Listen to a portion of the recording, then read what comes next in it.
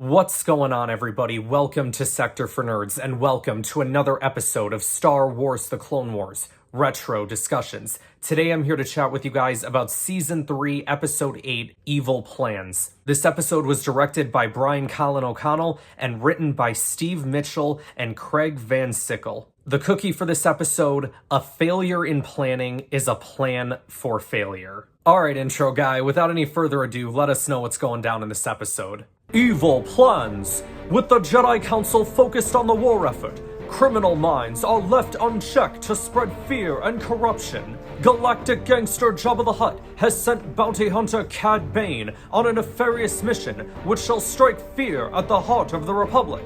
Meanwhile, the unsuspecting citizens of Coruscant go about their daily lives. Thank you, intro guy, and judging by that, it sounds like this is gonna be a Cad Bane episode. Unfortunately, it ain't really that great. This is one of the lesser episodes of Clone Wars. Man, what is it with Clone Wars giving Cad Bane these, mid-level episodes? I saw the dude take over the Senate and I was like, it's fine, whatever. And then there's this episode, which was even worse. Now, this is not to say that we haven't gotten good Cad Bane episodes. Look at Season 2. Those first 3 episodes were absolutely fantastic. I just find it funny that we keep putting Cad Bane in these spots. And I think I figured it out, because I also figured it out when I was watching Bad Batch as well. Because you know when you're watching through Bad Batch and he has that encounter with Hunter, he wins that, and then the only other time we see Cad Bane, it's him just kidnapping a child, right? Easy victory for him. Cad Bane's reputation is, I feel like most of the time, right, that he's always winning. But in a show like this,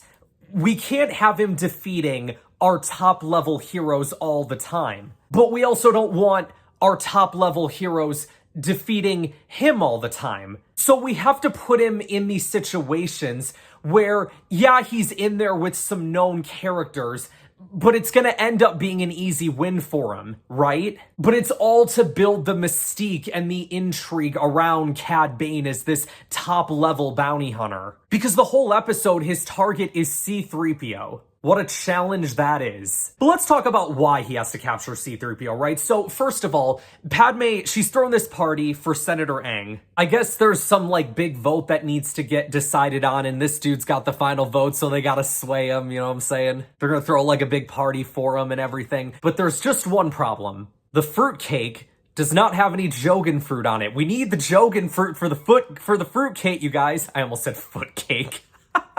So Anakin, instead of doing this himself, sends C-3PO and R2-D2 to go get the fruit. And that's where we find out that Cad Bane is targeting 3PO. He says the gold one is the target. And then he turns over to Toto, and freaking Toto's back. I thought he got disintegrated. No, turns out he's back and well and good. Unless this is one of them prequel episodes. I don't know, man. Season 3, they've been shooting stuff in all over the place. Where does stuff happen? We find out that Cad Bane wants the plans for the Senate building. And 10-year-old or 11-year-old me, it immediately clicked with me. Oh, it's another one of them prequel episodes. And I was like, ugh. I hate it when Clone Wars does this. Even if the episodes are good, like the Domino Squad episode, that was good, but I still don't like it when they do it. Just tell the freaking story in order. Bad Batch does it. Rebels does it. Literally every other Star Wars show does this. Why? I don't know. Alright, forget it. But there's no useful information inside 3PO. He's got nothing. But C-3PO, in, the way that he normally does, he's like, well, I have no function of these particular functions. That was always R2's thing. He unintentionally gives up R2 in his way of answering a question. And Bane's like, R2? The astromech, that's what we need. And so then Toto and one of the assassin droids go to capture R2. Meanwhile, R2's in this droid spot because that was what Toto ended up, swaying R2 to do to get him away, and then they're easily to capture 3PO. Toto 360 was a good salesman. That he had me bought on it. But they go to capture R2. And I will say, this is one of the things that I actually found pretty cool about this episode, is this idea that R2 intentionally gives himself up to save 3PO, because when he finds out what they're gonna do to 3PO, that's when he draws himself out of hiding and turns himself in. And so R2, Bane is able to get all the information out of him. I believe R2 probably just would have been willing to do it without trying to fight it. 3PO in his classic line from Return of the Jedi goes, I can't bear to watch. Your friend Goldenrod turned out to be a huge waste of my time. Something my clients don't have a lot of. You know what's good for you. You'll give me what I want. And so Bane orders for his droids to wipe 3PO and R2 of their memory. And then Bane takes the information to Jabba the Hutt. He gets paid, it looks like a good portion of credits there were in that little box. And Bane says, look, I still got one more job for you, but I gotta get approval from the Hutt Council first. And so Bane goes, okay, this new assignment must be serious. And Jabba orders for everyone to leave the room except for Cad Bane. And all these Hutts appear, which we learn are members of the Hutt Council. And they're basically talking about the fact that they need to release Zero the Hutt. And this is how you know this is a prequel episode, because they're talking about releasing Zero.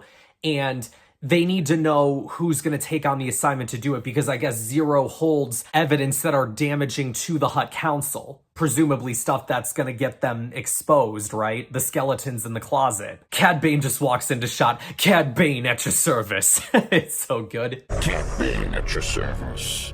I'll take on any job. For the right price. Meanwhile, R2 and 3PO are tossed back into the streets. Somehow the Jogan fruit is still there, which, by the way that they bought the Jogan fruit, my brother and I have always gotten a kick out of that scene every single time. I don't know why, but just the dude that's selling to him that's like, my grandpa always told me, don't watch your credits, watch your health. So when I was watching my health, someone stole my credits.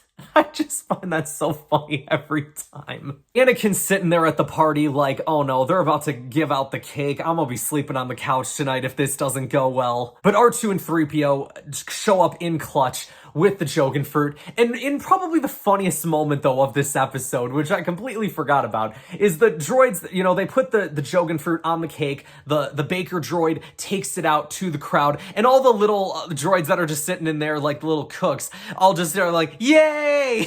It's just such comedic timing from those droids. And Anakin's like sitting there getting anxious with 3PO because he knows he's gonna be sleeping on the couch if this don't go well. But Padme reassures him, Anakin, it's okay. The cake's right here. You lighten up on these two. 3PO, you did a good job. They was like, oh, I did a magnificent job. And Anakin's like, all right, we're gonna hear this one for a while, R2. And yeah, that's the episode. Really not much to it. I think if this episode did anything for me, it was more meant to set up what was gonna happen next. And sure enough, that is what we're going to get next week, you guys, with the episode titled Hunt for Zero. And making a return to the channel to talk with me about that episode is my good friend DJ. Very excited to have him back. Very excited to have him talking Clone Wars. And we might just have one other announcement for you guys. But you guys will have to wait and see next week. Hopefully you guys are excited. Make sure to like this video, subscribe to the channel, share this video with others to help support the channel. And I'll see you guys next time. Bane. Looks like we're both too late for the party. So this is not your handiwork? No, I wouldn't have made such a sloppy kill.